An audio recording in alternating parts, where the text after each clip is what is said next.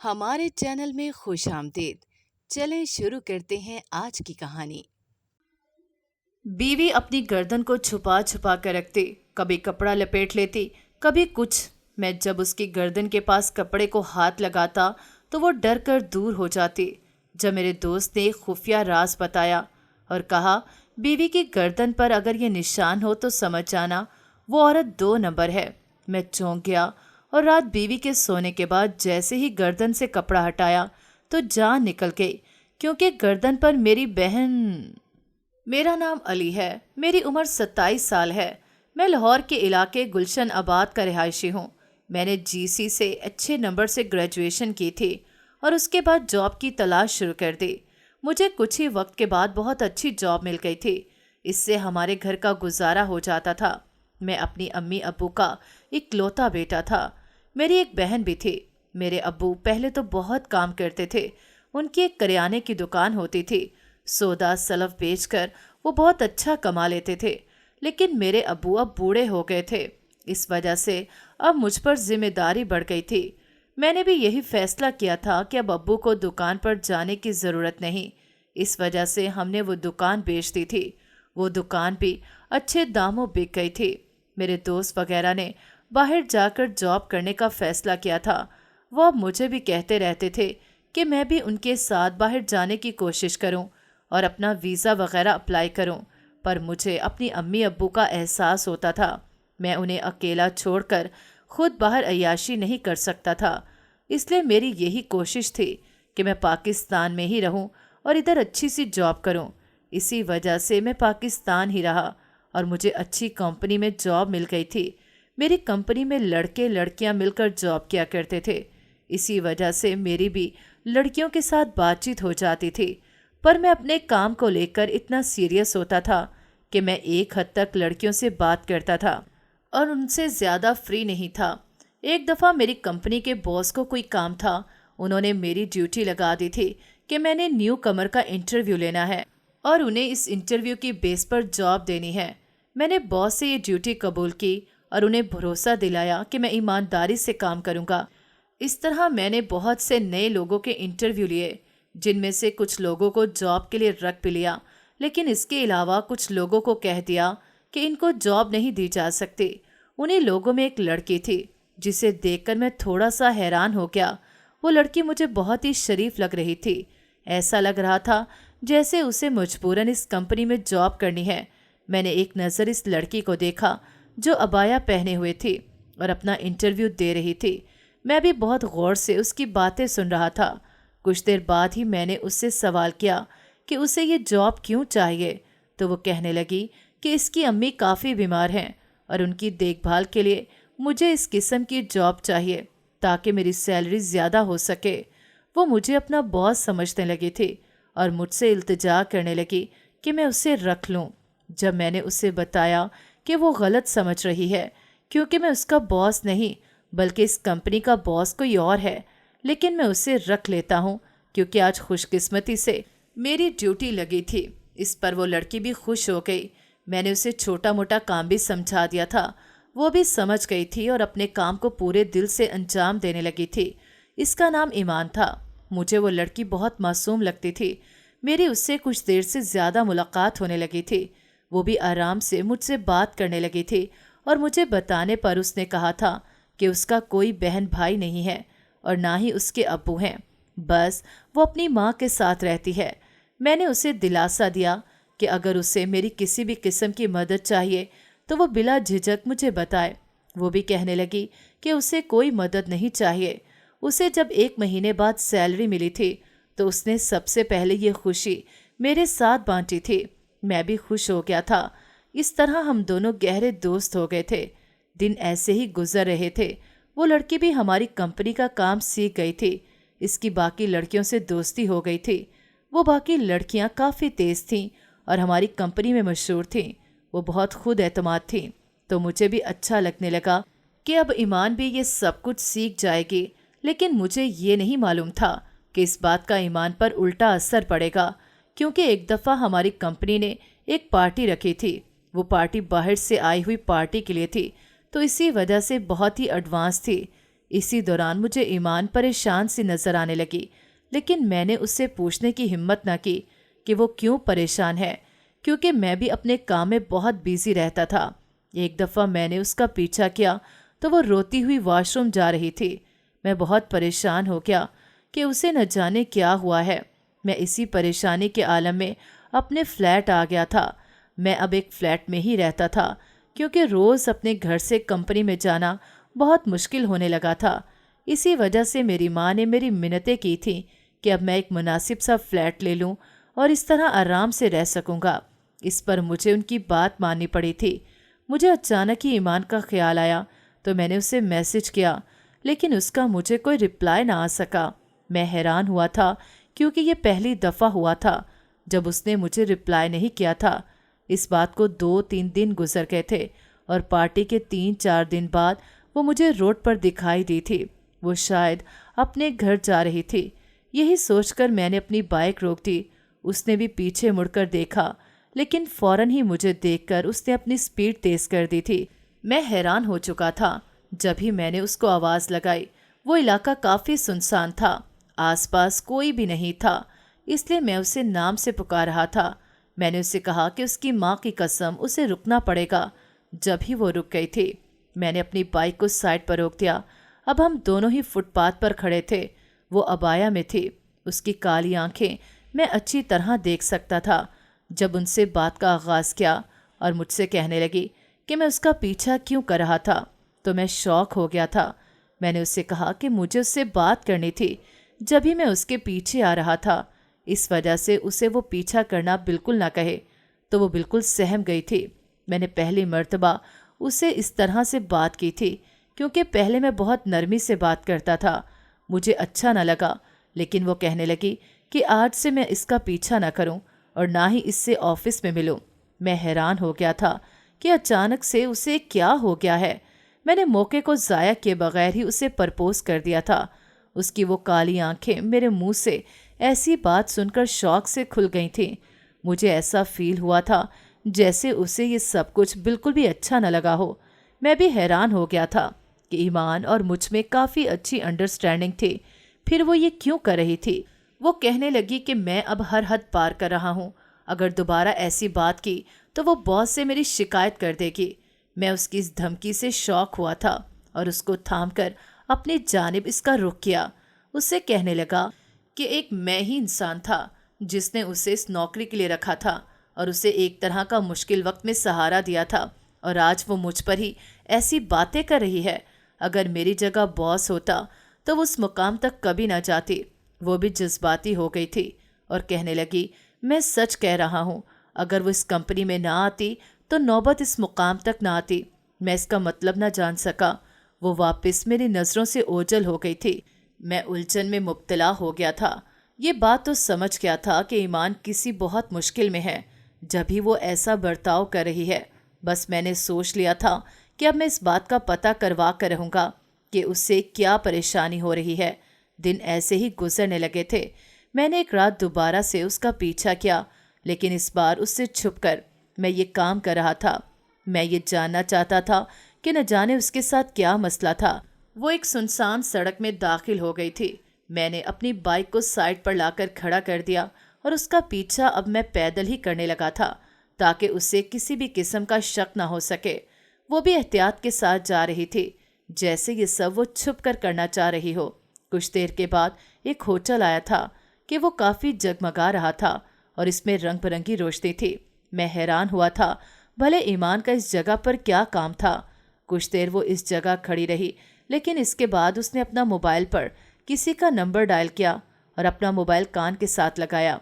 मैं हैरान हुआ कि कहीं इसकी ज़िंदगी में कोई लड़का ना हो जिससे वो मोहब्बत करती हो। अपने रकीब का सोचकर मुझे अजीब सी चुभन होने लगी, पर मैंने बर्दाश्त करते हुए उसे देखने का सोचा। कुछ देर बाद ही वहाँ किसी की एंट्री हुई, जिसे देखकर मेरे होश उड़ गए थे, क्योंकि सामने कोई लड़का नहीं बल्कि एक लड़की थी।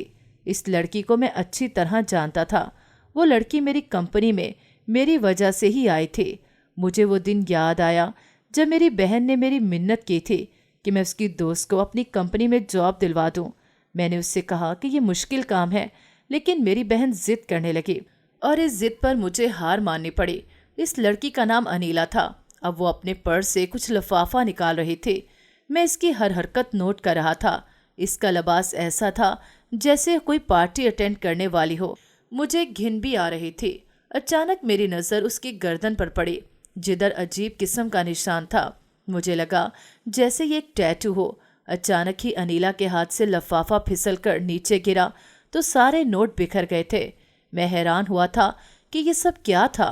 ईमान को अगर पैसों की ज़रूरत थी तो वो मुझसे बात करती या फिर एडवांस में सैलरी ले सकती थी, लेकिन उसने अनीला की मदद क्यों ली थी, इसकी समझ ना आ सकी। मैंने जल्दी से अपना मोबाइल निकाला और सबूत के तौर पर एक तस्वीर ले ली। मैं बहुत परेशान होने लगा था कि आखिर क्या चक्कर है। कुछ दिन के बाद ईमान मुझे ऑफिस में नजर आई तो मैं उससे मिलने के लिए दिल के हाथों मजबूर हो गया और उसके पास जाने लगा। उसने मुझे देखकर अपना रुख मोड़ लिया। जब मैंने उसे सीधा किया और कहा कि उसे इतने पैसों की ज़रूरत थी तो मुझसे मांग लेती, इस रात अनीला से मिलने की क्या ज़रूरत थी। इस पर वो शॉक हो गई थी।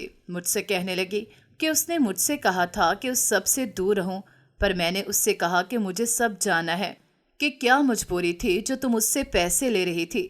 तो वो कहने लगी कि अनीला मुझसे मोहब्बत करती है। मैं उसकी बात पर हैरान हुआ था और अब जान गया था कि अनीला इस वजह से मेरी कंपनी में जॉब करना चाहती थी। मैंने ईमान को साफ साफ कह दिया कि मैं अगर किसी से मोहब्बत करता हूँ तो वो मेरे सामने खड़ी है। अब मैं जान गया था कि वो पैसे इसलिए थे कि ईमान मुझसे दूर हो जाए। मैंने अनीला से बात करने का सोचा, पर ईमान ने मुझे कहा कि मैं ऐसा न करूं। मैंने ईमान को एक बार फिर अपनी मोहब्बत का यकीन दिलाया और उससे कहा कि एक दफ़ा वो मुझ पर भरोसा करके देखे। तो वो कंफ्यूज सी हो गई थी। कहने लगी वो इस बारे में सोचेगी। मैं भी खुश हो गया था कि आखिरकार ईमान ने कुछ तो कहा। गहरा सुकून भी लिया था। लेकिन अनीला की मुझे समझ नहीं आ रही थी। मुझे वो कहीं से भी अच्छी लड़की नहीं लग रही थी। इसलिए मैं चाहता था कि ईमान उससे अलग ही रहे और कभी उसके साथ न मिले। मैं भी ईमान को समझाने लगा था और बार बार उससे पूछता था कि क्या उसने हमारे बारे में अपनी अम्मी से बात की, लेकिन वो हर बार ही कोई ना कोई बहाना बना लेती थी। मैं भी उसकी बातों में आ जाता था। कुछ दिन के बाद मेरे एक दोस्त से मेरी मुलाकात हो गई जो कि पुलिस डिपार्टमेंट में था और अच्छी नौकरी पर फाइज था। मैं उससे बहुत दिन से मिलना चाहता था, पर वो कहता था कि वो एक बहुत बड़े केस पर काम कर रहा है। वो केस जैसे ही कामयाब होगा तो वो मुझसे मिलने आएगा। मैंने उससे केस के बारे में पूछा तो वो कहने लगा कि बाहर उनका एक होटल में काम करता था। इधर एक लड़कियों का ग्रुप था जो कि धोखे से बाकी लड़कियों को अपने साथ शामिल करती थी और इस होटल वालों के लिए गलत काम करती थी, जिनके बदले में उन्हें पैसे मिलते थे। मैं हैरान था कि क्या ज़माना आ गया है। मेरे दोस्त ने मुझसे कहा कि मैं भी बच कर रहूं। वो लड़कियां किसी को भी धोखा दे सकती हैं क्योंकि उन्हें पैसों की ज़रूरत होती है। मैंने उससे और भी दिलचस्पी से सवाल पूछे थे, जिस पर वो मुझे इस ग्रुप के बारे में मज़ीद बताना शुरू कर दिया। लेकिन एक बात पर मुझे हैरत का झटका लगा था, क्योंकि उसने कहा था कि इन लड़कियों की गर्दन पर एक निशान होता है जो बिल्कुल टैटू की तरह दिखता है। मेरे जहन में अनीला का ख्याल आया। मैं शौक हो गया था कि अनीला इस ग्रुप का हिस्सा है। मुझे ईमान का ख्याल आया जो इस दिन अनीला से मिली थी। मैं फिक्र करने लगा था कि कहीं ईमान को अनीला अपने ग्रुप में शामिल न कर ले, क्योंकि ईमान बहुत नेक और मासूम लड़की थी। यही सोचकर मैंने ईमान से बात करने का फैसला किया और उसके सामने अनीला का सच रखूंगा तो वो भी संभल जाएगी। लेकिन मैंने जैसे ही ईमान को अनीला का सच बताया कि उसका ताल्लुक एक ग्रुप से है और वो लड़कियों से काम करवाती है और लड़कियां इसके जाल में फंस जाती हैं, तो वो कांपने लगी थी जैसे किसी से उसे 120 वोल्ट का झटका दिया हो। मैंने उसे रिलैक्स होने का कहा और ये भी कहा कि वो इस बात को भूल जाए और शुक्र मनाए कि मैंने उसे बचा लिया है, पर उसके हाथ अभी भी कांप रहे थे। मुझे इस बात की समझ नहीं आ रही थी। उसने सिर्फ मुझे हाँ में जवाब दिया था। मुझे लगा जैसे वो डर गई है, इसलिए मैंने उसे समझाया कि उसे डरने की बिल्कुल भी ज़रूरत नहीं, क्योंकि अब अनीला को मैं ऐसे आज़ाद घूमने नहीं दे सकता। मेरी बात का मतलब जानकर वो मुझसे कहने लगी कि वो अनीला से दूर रहेगी, पर मैं अनीला को छोड़ दूं। मैं उसकी बात सुनकर हैरान था, क्योंकि वो अनीला को ऐसे ही आज़ाद घूमने का कह रही थी। लेकिन इस वक्त उसके डर का ख्याल रखते हुए मैंने उसके सामने यही कहा कि मैं कुछ नहीं करूँगा, वो बेफिक्र रहे। वो भी पुरसकून हो गई थी। मैं उसके पास से चला गया था, लेकिन ईमान अब मुझसे दूर रहने लगी थी। शायद वो ये भी जान गई थी कि मैं अब उस पर कड़ी नज़र रखता हूँ, इसलिए वो नॉर्मल रहने की कोशिश करती थी। इस बात को 1 महीना गुजर गया। एक दिन मैं अपने ऑफिस में था जब ईमान मेरे ऑफिस में आई। वो काफ़ी खुश लग रही थी। उसकी आवाज़ से उसकी खुशी झलक रही थी। मुझे भी अच्छा लगा था। इसके बाद वो बात उसने मुझसे कही तो मैं शॉक हो गया था, क्योंकि उसने मुझसे कहा था कि उसने अपनी अम्मी से हम दोनों के रिश्ते की बात की थी और उसकी अम्मी मान गई हैं। ये बात सुनकर मैं बहुत खुश हुआ था। ऐसा लग रहा था जैसे इस दुनिया में जीने का मकसद पूरा हो चुका हो। मैंने ईमान का शुक्रिया अदा किया। वो मुझसे कहने लगी थी कि शादी कुछ अरसे बाद ही होगी। मैंने भी उसकी बात मान ली थी और अब अपने घर वालों को बताने का वक्त था। मेरी अम्मी इस बात से वाकिफ़ थी कि मैं लड़की खुद ही पसंद करूँगा। इस वजह से उन्होंने मेरी पसंद को पसंद कर लिया था। मैं बहुत पुरसुकून हो गया था, क्योंकि अब सब कुछ मेरी मर्जी के मुताबिक हो रहा था। एक दिन मेरा वो दोस्त मेरे पास दोबारा आया। वो मुझसे कहने लगा था कि उसे इस ग्रुप की एक लड़की मिल चुकी है। मैं हैरान हुआ था। उसने बताया कि इस लड़की का नाम अनीला है, तो मैं शॉक हो गया कि ये कैसे हो सकता है। अनीला तो कल तक ऑफिस आ रही थी। मैंने अपने दोस्त से दोबारा पूछा कि वो लड़की कौन है और क्या काम करती है। जब उसने बताया कि वो लड़की एक कंपनी में काम करती है, उससे ज़्यादा वो कुछ भी नहीं बता रही, मुझे यकीन था कि ये वही अनीला है। मैंने सुख का सांस लिया कि शुक्र है ये काम हो गया। अब मुझे कोई डर नहीं था। ईमान भी अब इस चीज़ से दूर रहेगी। मेरे दोस्त ने मुझे बताया कि इस ग्रुप की एक मेन लीडर है जिसे पकड़ने की कोशिश अभी जारी है। मैंने इसको बहुत हिम्मत दी कि इसका काम आसान हो जाए। इस दिन ईमान ऑफिस नहीं आई थी। मुझे हैरानी हुई कि कहीं वो बीमार ना हो या उसे अनीला के पकड़े जाने का दुख होगा। मुझे कुछ भी समझ नहीं आ रहा था। मैंने ईमान को बहुत कॉल्स की, लेकिन इसकी कॉल तकरीबन आधी रात को आई थी। मैंने उससे काफ़ी गुस्से से बात की कि उसने अच्छा नहीं किया। मैंने उसे इतनी कॉल्स की थी लेकिन उसने पिक नहीं की। वो मुझसे माफ़ी मांगने लगी। मैंने उसे माफ़ कर दिया। हम दोनों कुछ देर तक इधर उधर की बातें करने लगे। मैं हैरान हुआ था। मुझे यही लगा कि ईमान को इस सब का बिल्कुल इल्म नहीं, इसी वजह से वो चुप है। अब हम दोनों रोज़ बातें करने लगे थे। एक दिन ईमान ने मुझसे कहा कि उसकी अम्मी की तबीयत काफ़ी ख़राब रहती है, इस वजह से उसकी ख्वाहिश है कि उसकी जल्द शादी हो और वो मेरे पास आ जाए। मैं शौक था, क्योंकि ईमान ने खुद कहा था कि उसे इतनी जल्दी शादी नहीं करनी, लेकिन अब वो खुद ये बात कर रही थी। मैंने उससे कुछ वक्त मांगा। इन दिनों में ईमान मेरे सामने अबाया के बगैर भी आ जाती थी, क्योंकि अब वो मेरी होने वाली बीवी थी। वो अपना सर अच्छी तरह ढांप कर रखती थी। उसकी गर्दन भी पूरी तरह छुपी होती थी। मुझे ये चीज़ उसकी हया का हिस्सा लगती थी। मैं खुद पर काफ़ी फ़ख्र महसूस करता था। कुछ देर बाद मुझे महसूस हुआ कि हम दोनों को निकाह के बंधन में बंध जाना चाहिए। मैंने ईमान से इसी सिलसिले में बात की तो वो भी मान गई। इस तरह हमारे निकाह की तैयारियां शुरू हो गईं और कुछ ही दिनों के बाद हमारा निकाह हो गया। रुखसती चंद महीनों के बाद रखी गई। अब वो मेरी बीवी बन गई थी। मैंने उससे जॉब करने से मना कर दिया, क्योंकि मैं इतना कमा लेता था कि उसका सारा खर्चा उठा सकूं।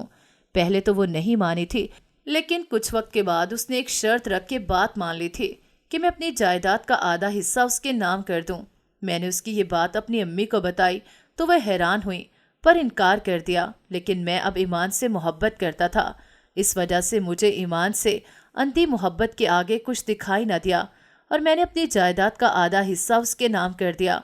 ईमान ने मेरा बहुत शुक्रिया अदा किया। मेरे घर वाले मुझसे नाराज़ हो गए थे और यही कहने लगे थे कि अभी मेरी बहन कंवारी है, उसका जहेज अब कैसे बनेगा। उनकी बात भी ठीक थी। मैं अब अपने घर वाले और बीवी के दरमियान फंस चुका था, लेकिन मैंने बीवी की तरफदारी कर दी थी, क्योंकि मैं उसका दिल जीतना चाहता था, जो कि अब किसी हद तक हो भी चुका था।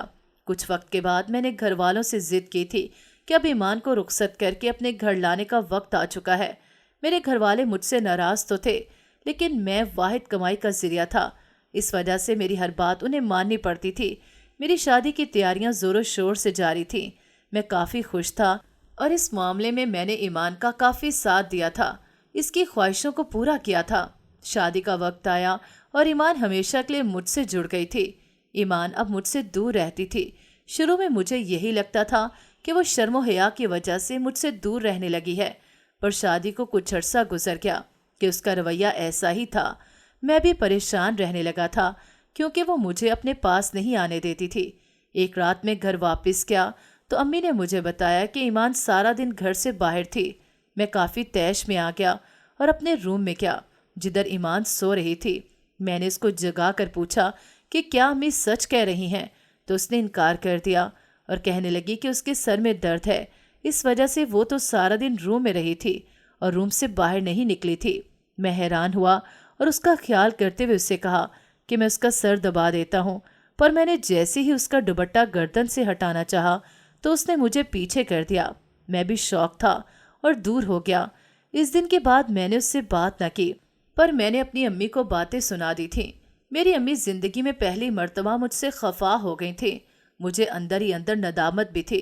मेरे इस दोस्त से दोबारा बात हुई जब वो कहने लगा कि इसका वो केस अब तकमील को पहुंचने वाला है, क्योंकि लड़की का नाम मालूम हो चुका है जो स्क्रिप्ट की लीडर है। मैंने शुक्र अदा किया। इसने यही कहा कि ये सब अनीला से ही मालूम हुआ है। अनीला ने ही बताया है कि वो लड़की उसके ऑफिस में होती है। मैं शौक हुआ था कि मेरे ऑफिस में उसके साथ और भी लड़कियां शामिल थीं और लीडर भी उसी का हिस्सा है। मैंने जल्दी से अपने दोस्त से इस लीडर का नाम पूछा, लेकिन अगले ही लम्हे मेरा सांस लेना मुश्किल हो गया।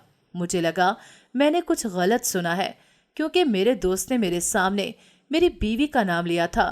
मेरे सर पर जैसे आसमान गिर गया। मुझे समझ नहीं आ रही थी कि क्या रिएक्ट करूं। मेरा दोस्त मुझसे कहने लगा कि मैं इस चीज़ में उसका साथ दूं और लड़की को पकड़ने में मदद करूं। उसकी गर्दन पर भी वही निशान होगा। मैंने अपने दोस्त की ये बात सुनी तो फौरन मेरे जहन में ईमान की गर्दन आई जो वो मुझसे छुपा कर रखती थी। मैं शौक हो गया था कि ईमान ये सब भी कर सकती है। मुझे समझ नहीं आ रही थी कि मैं इस वक्त कहाँ मौजूद था। मेरे आसपास बस ईमान के कहके गूंज रहे थे, जैसे वो मेरी बेवकूफ़ी पर जोरदार कहका लगा रही हो। मैंने अपने दोस्त से इजाज़त चाही और इस जगह से फौरन निकल आया था। मैं घर गया तो ईमान उसी हुलिये में मौजूद थी, लेकिन वो सो रही थी।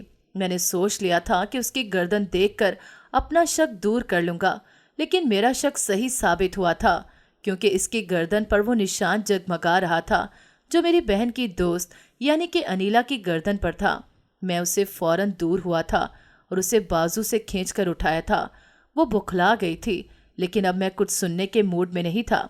मैंने उसको अपने साथ गाड़ी में बिठाया और अपने दोस्त को फ़ोन किया था। ईमान मुझे कहती रही थी कि मैं ये सब क्या कर रहा हूँ, पर मैं अपना काम करने में मगन था। कुछ देर बाद मेरा दोस्त आया तो मैंने ईमान के सामने उसका सारा पोल खोला था। वो शौक हो गई थी। उसने अपना ईमान बेच डाला था। मुझे उससे घिन आ रही थी। उसी वक्त मैंने उसे तलाक दी थी और कुछ खवातीन उसे अपने साथ ले गई थीं।